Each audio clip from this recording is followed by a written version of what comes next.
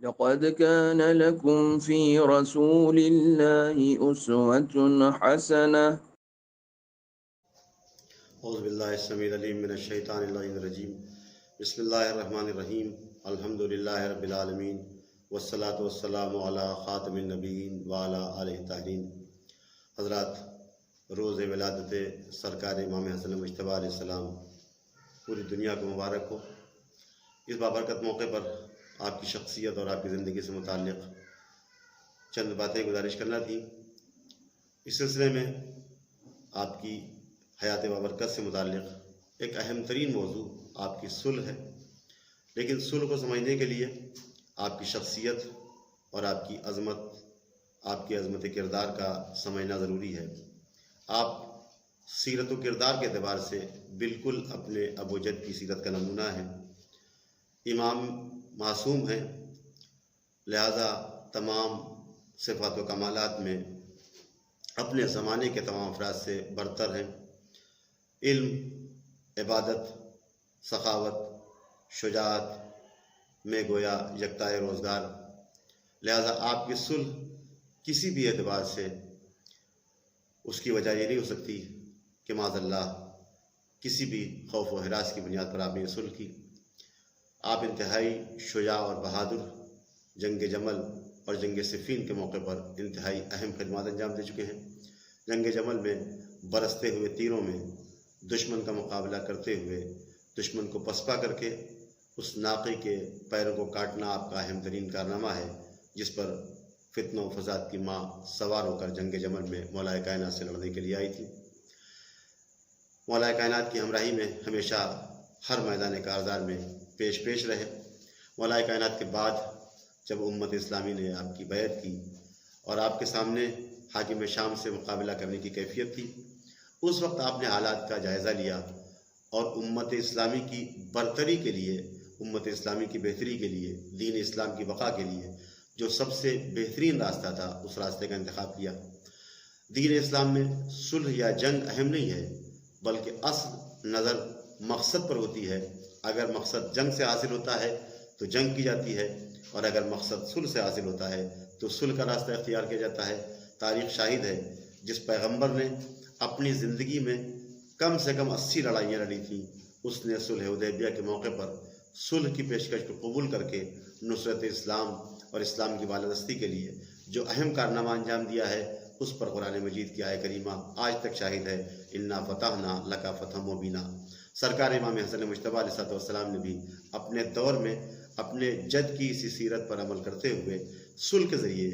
دین اور امت دونوں کی حفاظت کی۔ صلح کے اسباب بیان کرتے ہوئے آپ ارشاد فرماتے ہیں کہ میں حاکم شام سے ہرگز صلح نہ کرتا، لیکن چونکہ میرے پاس افراد نہیں ہیں، اگر میرے پاس افراد ہوتے تو میں دن رات اس سے جنگ کر کے اس کا کام تمام کر دیتا۔ آپ کی صلح کے جو اسباب بیان کیے جا سکتے ہیں، اگر تجزیہ کیا جائے، ایک طرف ان افراد کی جنگ سے اکتاہٹ جو مولا کائنات کی زندگی میں بعض اوقات آپ کے ہمراہ جنگ کے میدان میں حاضر تو ہوئے، لیکن صفین سے واپسی کے بعد جب مولا کائنات نے دوبارہ میدان جنگ پر انہیں روانہ کرنا چاہا تو انہوں نے جنگ سے اکتاہٹ اور بیزاری کا اعلان کیا، لہٰذا وہ اکتاہٹ اور بیزاری برقرار تھی۔ سرکار امام مجتبیٰ علیہ السلام کی مسلسل کوششوں کے باوجود بھی اس طرح کا لشکر تیار نہ ہو سکا جس کے ساتھ حاکم شام کے لشکر کا مقابلہ کیا جا سکتا تھا۔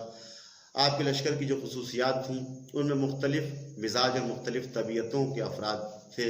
کچھ قبائلی افراد، کچھ ایسے افراد جو سادہ لو تھے جن کی اپنی کوئی پہچان نہیں تھی، کچھ ایسے افراد تھے جو صرف حاکم شام کی دشمنی میں مقابلے کے لیے آئے تھے۔ ان کے لیے اپنا کوئی ایسا مقصد نہیں تھا جس کی بنیاد پر آپ جنگ کے لیے تیار ہوتے۔ آپ نے تمام حالات کا جائزہ لیا اور ان حالات کا جائزہ لیتے ہوئے آپ نے حاکم شام کی طرف سے صلح کی پیشکش کے بعد یہ فیصلہ کیا کہ ان حالات میں جہاں دشمن کی پیشکش کی بنیاد پر خود اپنے سپہ سالار، اپنی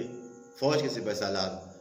بغاوت کر کے حاکم شام سے جا ملے ہیں، ایسے موقع پر حاکم شام کی طرف سے سادہ کاغذ پیش کر کے صلح کی پیشکش کی جا رہی ہے۔ امام نے اس کاغذ پر اپنی جانب سے شرطیں تحریر کر کے حاکم شام اور دشمن اسلام کو ہمیشہ کے لیے بے نقاب کر دیا، اور صلح سے ہارا ہوا دشمن دوبارہ جب مقابلے پر آیا تو بیعت کا تقاضا لے کر تلوار لے کر آیا، لہٰذا صلح سے ہارے ہوئے دشمن کو سرکار امام حسین علیہ السلام نے کربلا کے میدان میں بے نقاب کر کے بتایا کہ صلح کے میدان میں بھی امامت کامیاب ہوتی ہے اور جنگ کے میدان میں بھی امامت کو فتح نصیب ہوتی ہے۔ دشمن صلح کے میدان میں بھی شکست کھا کے رسوا ہوتا ہے، اور جنگ کے میدان میں بھی وہ اس صورتحال میں مبتلا ہوتا ہے کہ ہمیشہ ہمیشہ کے لیے لعنت اس کے گلے کا طوق بن جاتی ہے اور نام یزید داخل دشنام ہو گیا۔ حقیقت میں واقعہ کربلا کی کامیابی کے پیچھے سرکار امام مجتبیٰ علیہ السلام کی باتدبیر صلح کی سب سے بڑی باتدبیر صلح کا سب سے بڑا کردار تھا، اور آپ کی صلح ہی وہ عظیم کارنامہ تھی جس نے کربلا کے لیے ماحول فراہم کر کے دشمن کو بے نقاب کیا، اور میدان کربلا میں شام اپنی پوری طاقت کے ساتھ ذلیل و رسوا ہوا، اور امام حسن اور امام حسین علیہ السلام کی فتح و کامرانی کا چرچا ہوا۔ وآخر دعوانا ان الحمد للہ رب العالمین۔